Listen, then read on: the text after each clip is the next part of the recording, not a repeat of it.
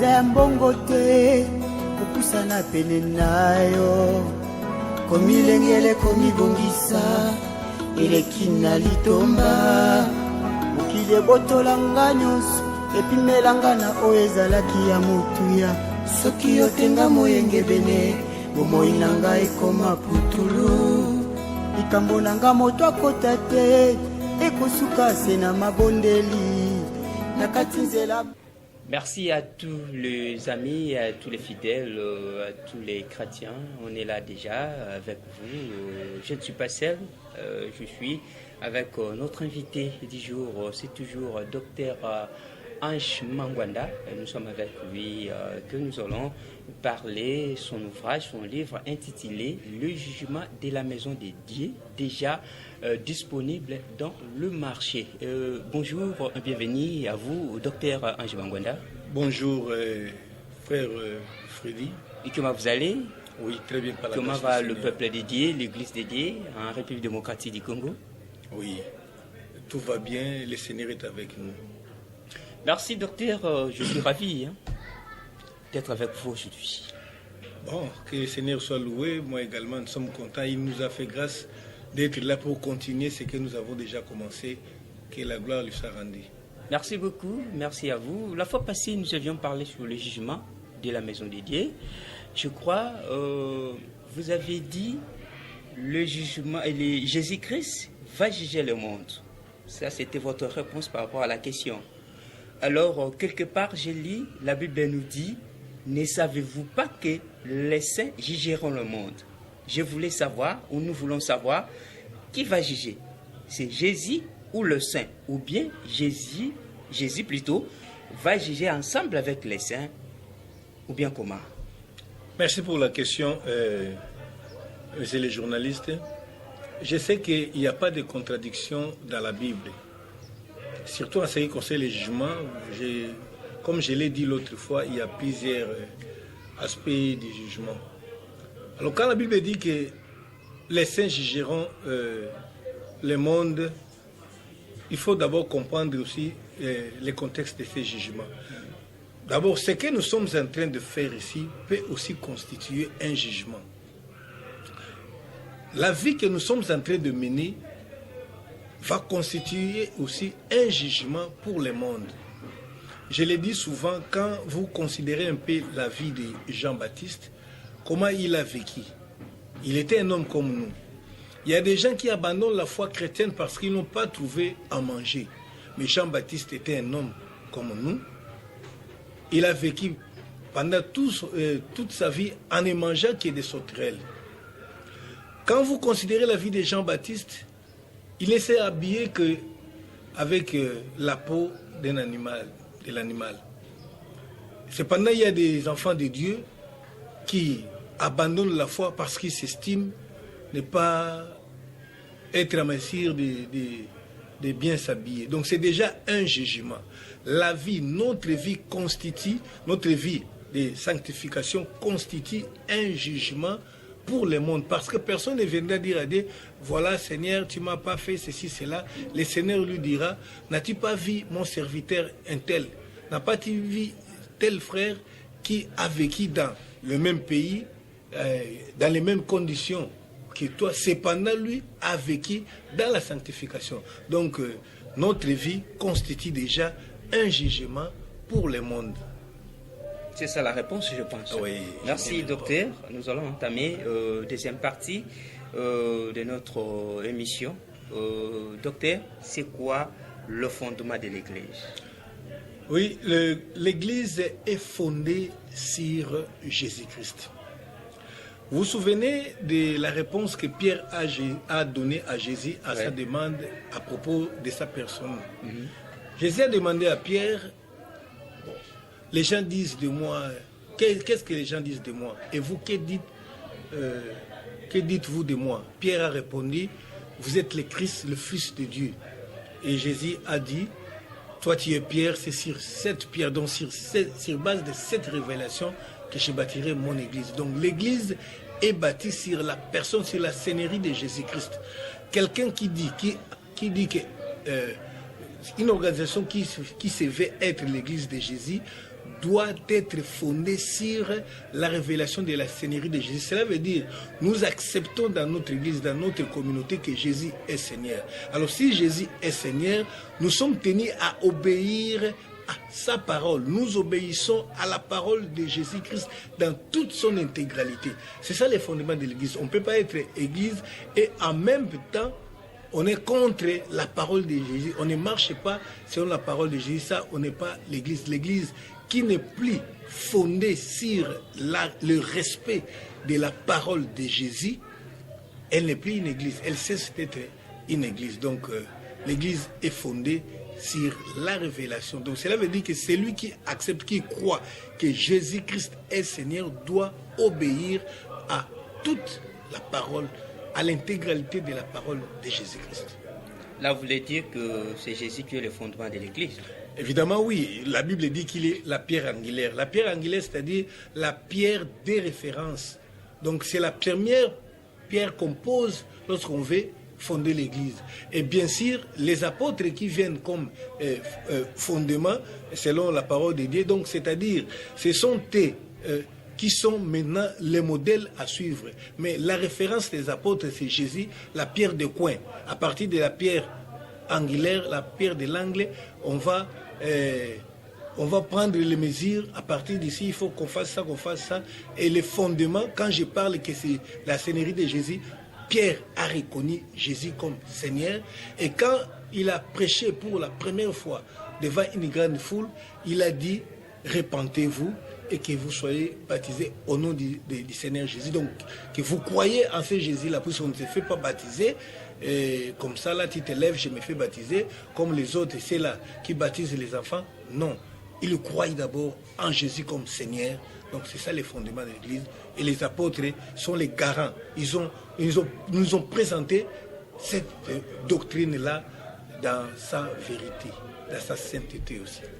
Merci, je vous informe que, les amis, je vous informe que le fondement de l'Église, c'est Jésus-Christ. Je pense que vous avez suivi la réponse du docteur Ange Mangwanda. Donc c'est la parole de Jésus-Christ. C'est la parole de Jésus. Merci, docteur. Quelque part dans votre livre, vous avez dit que l'Église doit rester comme au temps des apôtres. Nous voulons aussi savoir, docteur, comment les apôtres organisaient le culte, les offrandes et la prédication. Mon frère, quand nous disons que l'Église doit rester comme au temps des apôtres, c'est pour encore confirmer cette parole que nous venons de dire ici. Parce que ce sont les apôtres qui ont commencé l'Église. Parce que Jésus a dit, je bâtirai mon Église, je bâtirai. Il a parlé au futur. Et nous savons tous que cette Église a été inaugurée officiellement au jour de la Pentecôte. Donc, Pierre, qui a représenté les apôtres, a ouvert l'Église, a prêché l'Évangile, les gentils, les nations ont crié à Jésus-Christ. Donc, si Jésus ne change pas, si la parole de Jésus ne change pas, cette parole que les apôtres ont prêchée doit rester la même parole qui doit être prêchée toujours dans l'Église. Et l'Église doit rester comme au temps des apôtres. Ce que les apôtres ont fait, nous avons dans les Écritures quelques exemples, quelques signaux. Par exemple, en ce qui concerne l'organisation de la Bible, Paul l'a dit dans l'Épître des Corinthiens. Donc tout ce qui se passe dans l'Église doit avoir une référence quelconque dans la Bible. On ne peut pas adopter un système ou bien on ne peut pas commencer à adorer le Seigneur selon nos propres pensées. Il faut qu'il y ait toujours des références dans la Bible. Or, la plupart des cas, de ce que nous voyons aujourd'hui, ce qui se passe à l'Église, n'ont aucun fondement, aucune référence, mais les gens laissent faire et ils se croient toujours être l'Église. Merci. Maintenant, comment connaître un pasteur ou bishop qui n'est pas appelé par Dieu? Nous allons les connaître comment? Cela est simple. Jésus nous a dit ceci, vous les connaîtrez par leurs fruits. C'est facile de reconnaître tout arbre par son fruit. Ouais. Alors, quelqu'un qui se dit apôtre, on va le voir par sa façon de vie. Non pas seulement par sa prédication. Les fruits, là, ce n'est pas la prédication, c'est sa vie. Parce que quand on devient enfant de Dieu... Sa façon de vivre. Sa façon de vivre. Quand on devient enfant de Dieu, on reçoit d'abord la nature de Dieu. Et la nature de Dieu se manifeste par une vie de sanctification, sainteté à l'éternel. On doit voir dans un apôtre ou pasteur la vie de sanctification. Il est facile de voir des miracles partout. Même les magiciens peuvent aussi faire des miracles, comme les magiciens des pharaons ont fabriqué quelques miracles. Mais voir la divinité c'est la nature de Dieu. La vie de Dieu, en tout cas, ne sera pas facile quand on n'est pas enfant de Dieu. On peut bien paraître devant les hommes comme étant un saint homme, mais on finira par te voir parfois dans les mensonges, dans l'impudicité, et dans les boîtes de nuit, et par cela. Donc quand j'ai déjà un indice d'une vie de corruption, une vie d'impudicité, j'ai dit que cet homme n'est pas un apôtre de Dieu. Quels que soient les miracles qu'il produit, quel que soit ce que vous appelez sa façon d'enseigner, même si quand il enseigne, la toiture de la maison s'envole, même si quand il parle, les gens tombent. Et quand tu vis dans le péché, et que nous te voyons dans des histoires bizarres, nous disons, sans tenir compte de tes miracles ou de ta grandeur ou de tes richesses, que tu n'es pas un apôtre de Jésus, tu es un faux pasteur, un faux docteur. Mais docteur, comment est-ce qu'un pasteur qui vit dans des péchés, il peut faire des miracles?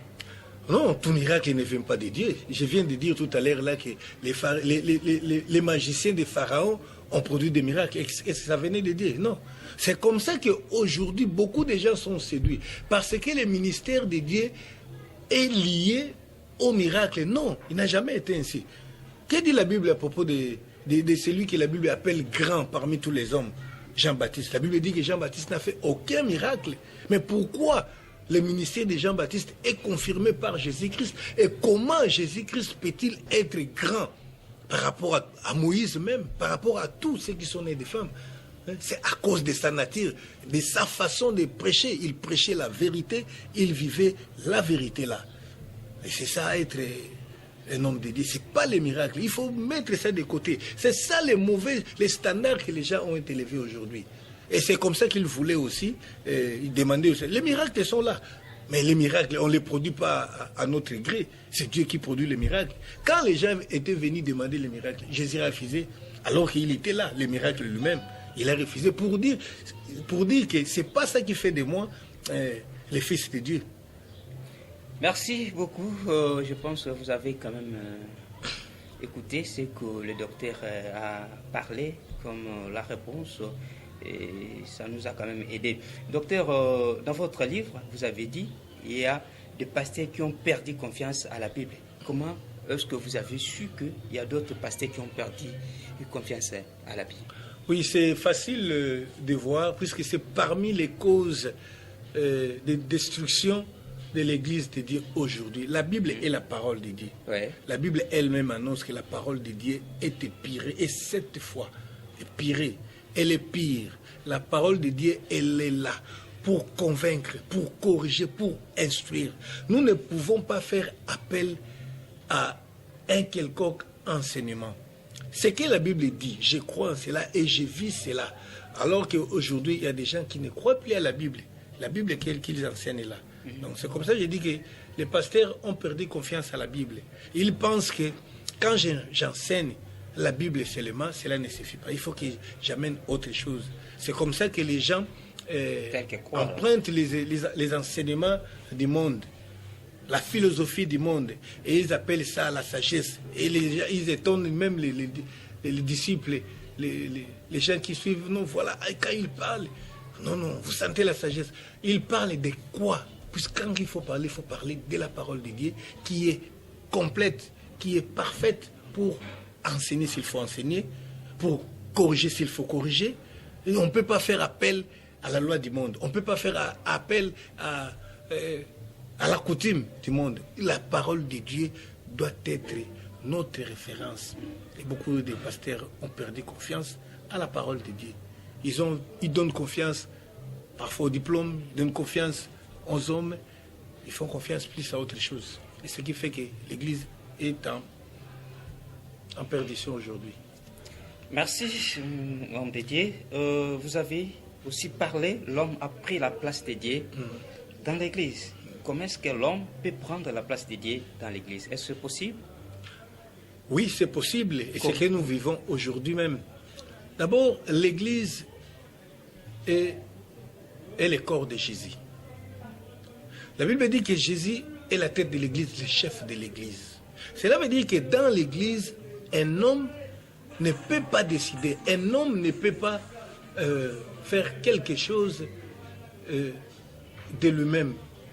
Tout ce que nous faisons doit avoir comme référence la parole de Jésus-Christ. L'homme prend la place de Jésus en se proclamant par exemple visionnaire. C'est-à-dire quoi? Un visionnaire, c'est comme une autorité morale. C'est comme une personne qui a les derniers mots à dire dans l'organisation. Vous pouvez parler, vous pouvez penser tout ce que vous voulez, mais quand l'homme vient, c'est son avis qui compte. C'est que ce n'est plus Jésus, ce n'est plus la parole de Jésus, c'est plus Jésus qui a la place. Et vous les remarquez même dans leur façon d'organiser les choses. Pourquoi il faut qu'il y ait toujours une chaise spéciale pour les pasteurs? Pourquoi il faut toujours quelque chose de spécial pour les pasteurs, pour qu'ils soient distingués aux autres? Donc c'est que lui n'est plus un frère, mais il est une autre personne. Vous voyez? Donc la place de Jésus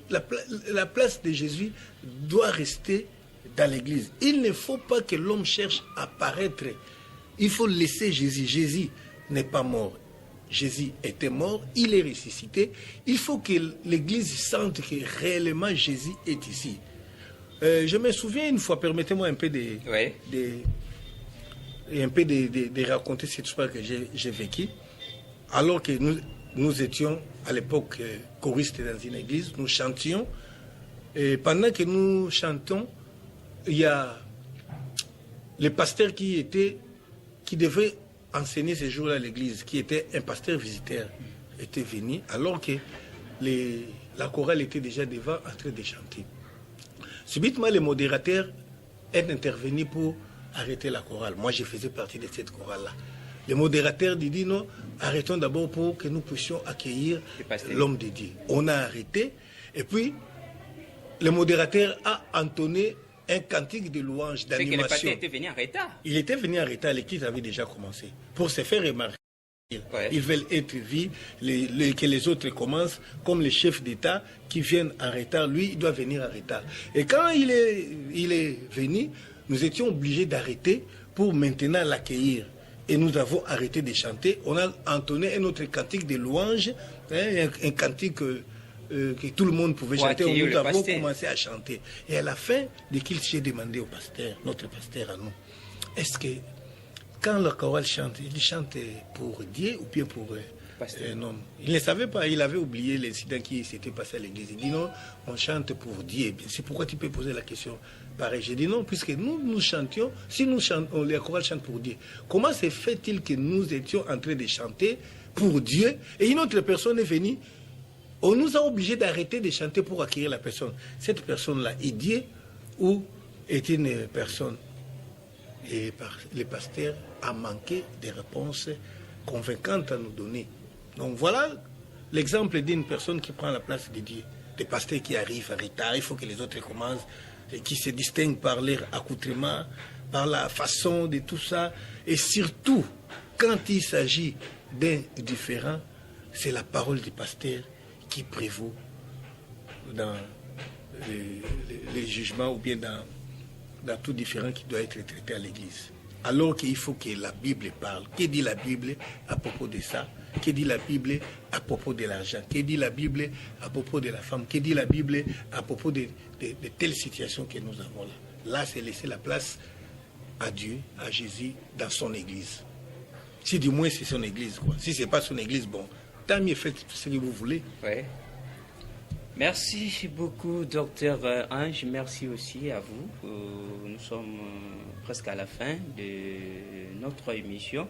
Je voulais aussi savoir, est-ce que c'est mauvais, docteur, d'attendre un enfant de Dieu citer le nom de son pasteur dans les témoignages? Est-ce que c'est mauvais? Je dirais d'abord, c'est pas correct, c'est pas normal, c'est pas important. Parce que la Bible nous dit qu'il y a un seul nom qui nous a été donné sur la terre comme au ciel, par lequel nous devons être sauvés. La Bible dit qu'il y a un seul nom qui a été élevé, le nom de Jésus-Christ. Si le pasteur a prié pour une personne malade et que la personne a été guérie par le nom de Jésus, pourquoi alors citer les pasteurs dans les témoignages? Citer tout simplement que le Seigneur guérit. Peut-être, docteur, il avait vu son pasteur la nuit. C'est ça. Le Seigneur utilise ses serviteurs. Quand je reçois un serviteur avec un message d'un homme, je ne considère pas. Je reçois les serviteurs, bien sûr, au nom de la personne là. S'il reste à lui donner, mais ce n'est pas la personne qui m'a donné le message. Le message m'est envoyé par l'expéditeur et la personne qui m'a envoyé ne fait qu'office d'un facteur. Alors, quand je vis dans un songe, dans une vision, un serviteur de Dieu prier pour moi et après le matin je me sens guéri, je sais que le Seigneur s'est servi de l'image d'une personne pour me donner la guérison. Parce que Dieu lui-même ne nous a pas donné son image. Et comme il envoie ses serviteurs, il peut se servir de ses serviteurs. Et pourquoi alors parler de son serviteur? Si vous voyez un pasteur accepter que tous les témoignages soient faits en son nom, ça c'est déjà un pasteur qui dérape. C'est quelqu'un qui cherche sa promotion. D'ailleurs, il est demandé au pasteur d'empêcher les serviteurs de parler de son nom, de prier en son nom. C'est pas correct. Dieu des anges Mangwanda. Dieu des anges, non. C'est déjà grave. Ça, c'est plus grave encore. Parce que je te dis, mon frère, il y a beaucoup de choses derrière ça. Le pasteur qui vous exige de prier par le nom du Dieu de son Père peut être déjà un pasteur occultiste. Puisque dans l'occultisme, et ça se passe comme ça. Quand vous priez au nom du Dieu de ce pasteur-là, et si ce pasteur-là est lié déjà avec le diable par une alliance, c'est que vous priez au nom de ce Dieu-là, qui n'est pas Jésus-Christ, mais qui est le diable. Donc, ceux qui demandent ça expressément, ou qui laissent les fidèles prier ou parler en leur nom, en réalité, ce sont des pasteurs qui ont déjà dérapé, qui servent les diables. Ils l'encouragent implicitement. Parfois, ils ne le disent pas ouvertement comme ça, mais ils l'encouragent parce qu'ils savent que ça fait partie du contrat signé avec le diable. En faisant ainsi, ces âmes-là sont amenées au diable et lui, il est payé pour ça. Le diable lui paye parce qu'il a gagné un bon nombre qui sont devenus les serviteurs du diable. Parce qu'il n'y a qu'un seul nom. Un nom qui nous a été donné. Nous n'avons pas à chercher à faire un nom. La renommée, ce n'est plus. Nous avons un nom à promouvoir. S'il y a un nom à promouvoir, c'est le nom de Jésus. Moi, j'interdis aux gens de prier à mon nom. Si le pasteur ne veut pas interdire ça, c'est qu'il accepte, il sait quelque chose. Mais il y a des pasteurs qui parfois ne sont pas gros dans l'occultisme. Ils suivent tout simplement le monde. Parce qu'il a vu, il pense que quand on parle de lui, il devient important, c'est lui qui sera plus honoré, et de tout ça, déjà, il est dans l'erreur. Il sert aussi diable. Même s'il n'a pas été lié par une alliance express comme ça, il est déjà serviteur du diable. Puisqu'il y a des serviteurs du premier rang, il y a aussi les serviteurs du second rang qui ne sont pas liés expressement par une alliance, mais qui pratiquent, qui font des pratiques du diable. Merci docteur, nous sommes presque à la fin. Un mot de la fin à tous les amis qui nous ont suivis. Je vous remercie, vous qui nous suivez. Je vous demande simplement de rester fidèles, de nous suivre, parce que nous avons beaucoup de choses à dire. Nous avons beaucoup à partager avec vous. Alors nous allons vous demander de vous abonner en appuyant sur le bouton s'abonner, le bouton rouge là sur YouTube, afin que vous soyez avertis de tout thème, de nouveaux numéros qui seront publiés d'ici là. Vraiment que le Seigneur vous bénisse.